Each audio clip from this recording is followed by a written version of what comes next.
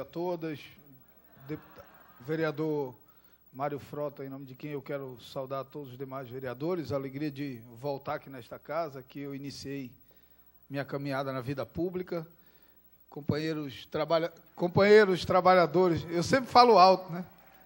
Quando eu estava aqui, reclamavam que eu falava muito alto, eu voltei falando mais baixo. Companheiros trabalhadores e trabalhadoras da Prefeitura Municipal de Manaus, desde algum tempo, a Prefeitura vem sofrendo com isso. Na verdade, acho que é importante dizer, por uma questão de justiça, que a Prefeitura também sofre com isso, porque ela recebe e cumpre determinações do Ministério Público do Trabalho, do Ministério Público Estadual, próprias orientações da Procuradoria-Geral do município, no sentido do cumprimento do que determina a Constituição Federal, de que só se é investido em cargo público através de concurso público. Isso é algo absolutamente inquestionável e que todos nós concordamos. No entanto, as pessoas que estão aqui, trabalhadores temporários, com contratos renovados por 10, 15, 20 anos, são vítimas e não culpados por essa ilegalidade. E nós não podemos permitir que nesse processo a vítima seja condenado, já que os responsáveis, e quem são os responsáveis? Os gestores que contrataram irregularmente e que renovaram os contratos irregularmente. Nenhum desses responde à ação de improbidade por essa contratação irregular. Nenhuma conta foi desaprovada pelo Tribunal de Contas do Estado por conta dessas contratações irregulares. E aí as vítimas serão punidas perdendo os seus postos de trabalho. Portanto, o que é a jurisprudência, e o doutor Carlos, tenho certeza que vai falar disso depois, o João Tuma já bem registrou aqui a importância do papel do doutor Carlos Alberto Almeida. Não fosse ele, nós não teríamos conseguido a reintegração dos garis que foram demitidos. E se tivesse sido confirmada a reintegração daqueles garis, com certeza, isso tornaria-se um processo comum dentro da administração, dessa ou de qualquer outra, porque, na verdade, eles cumpriam uma ordem do Tribunal de Contas e da Justiça do Trabalho.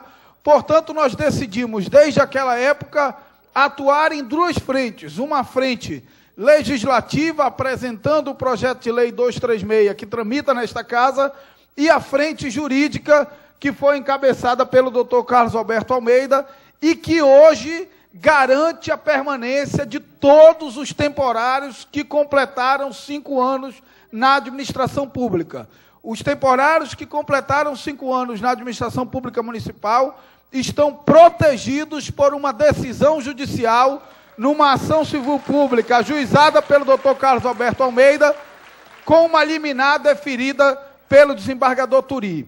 Agora, a liminar deferida pelo desembargador Turi, ela é decorrência de uma série de julgados, de uma jurisprudência hoje majoritária no Superior Tribunal de Justiça e que vai se consolidando também no Supremo Tribunal Federal, no sentido de que os atos administrativos nulos, eles só podem ser anulados nos primeiros 5 anos. O doutor Carlos, depois, com certeza, do ponto de vista jurídico, vai tratar disso com mais detalhes. Porque o que nós temos nesse caso é um conflito de 2 princípios constitucionais.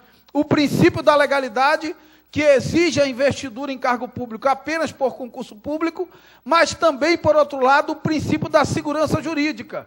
E o Superior Tribunal de Justiça já decidiu reiteradas vezes que, havendo conflito desses 2 princípios, deve prevalecer a segurança jurídica. Isso quem está dizendo não é o doutor Carlos Alberto Almeida, nem o deputado Marcelo Ramos, nenhum vereador. Isso quem está dizendo é o Superior Tribunal de Justiça, que manteve, por exemplo, todos os servidores temporários do Tribunal de Contas da Paraíba num julgado como esse. Mas existem 2 outros precedentes que talvez sejam mais exemplares em relação a isso. São Paulo efetivou 200 mil temporários. 200 mil temporários o governo do Estado de São Paulo efetivou. E nem por isso o governador respondeu à ação de improbidade. 200 mil temporários. O governo de Minas Gerais efetivou 98 mil temporários. E nem por isso o governador de Minas Gerais respondeu à ação de improbidade. E não responder à ação de improbidade por um outro problema que está por trás de toda essa história que nós estamos debatendo aqui. Eu não sei se tem alguém aqui, representante do INSS, mas não, parece que não tem, mas um dos problemas que forçou o governo de Minas Gerais e o governo de São Paulo a resolver o problema dos temporários foi o problema fundiário. Sabe, o problema previdenciário. Porque todos vocês recolhem previdência para o Manausprev. No entanto, já há decisão do Supremo Tribunal Federal de que todos vocês deveriam recolher a previdência desde o primeiro dia da contratação para o regime geral de previdência social, ou seja, o INSS. E por isso, salvo engano, o INSS entrou no processo junto ao Tribunal de Justiça para cobrar que a prefeitura pague a ele tudo o que ela deve. O que é que a prefeitura deve a ele? A contribuição previdenciária de todos vocês, do dia que assumiram seus cargos até hoje. Quando o INSS fez isso em relação ao governo de Minas Gerais e ao governo de São Paulo, qual foi a decisão desses governos? Olha, o meu prejuízo é menor se eu incorporar esses servidores, criar um quadro suplementar e tornar-me responsável com o meu regime próprio de previdência pela aposentadoria de cada um deles. E o que nós sugerimos através do projeto 233 e 36 é exatamente isso. Isso, inclusive, que já tem previsão na última reforma da legislação previdenciária aprovada no final de 2000 e...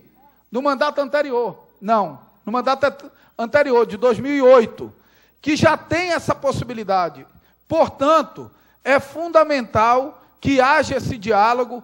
Eu sei das dificuldades que a administração tem por conta dos órgãos de controle, do Ministério Público do Estado, do Ministério Público Federal, mas penso, humildemente, porque não cabe mais a mim essa decisão e porque respeito todos os membros dessa Casa Legislativa, mas penso que a Câmara Municipal de Manaus precisa sinalizar, e sei que vai, já sinaliza quando realiza essa audiência por iniciativa do vereador Gilmar Nascimento, no sentido de aprovar a legislação. E o Ministério Público que entre com ação de inconstitucionalidade e vamos deixar a Justiça decidir.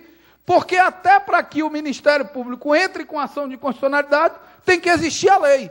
Portanto, eu insisti e dialoguei muito com isso com o vereador Homero, que sempre fez muitos esforços nesse sentido. Vereador Joaquim Lucena, que hoje é o autor do projeto, eu não sou mais o autor, não posso ser, porque não sou mais vereador, mas o vereador Joaquim Lucena assumiu o projeto e faz o projeto tramitar aqui nesta casa.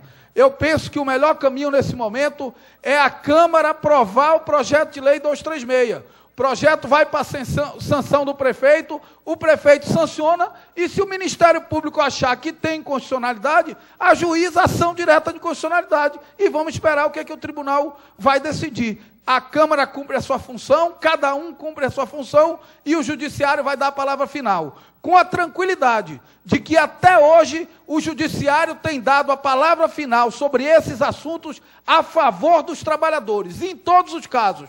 Foi assim em São Paulo, foi assim em Minas Gerais, foi assim no Tribunal de Contas da Paraíba. Portanto, que o Poder Judiciário decida. O que não pode é estruturas jurídicas dos órgãos da administração querer decidir no lugar do Poder Judiciário. A Câmara é um poder independente, tem agido assim e precisa aprovar essa legislação para que ela vá à sanção do prefeito. O prefeito sancionando, quem quiser entra com ação de constitucionalidade e vamos esperar para ver o que a Justiça vai decidir, com a tranquilidade de quem sabe que os tribunais superiores têm em todas as questões relacionadas a servidores temporários com mais de 5 anos, resolvido a favor dos trabalhadores. Só registro uma coisa: é preciso um compromisso que o Tribunal de Contas do Estado foi absolutamente responsável na sua decisão.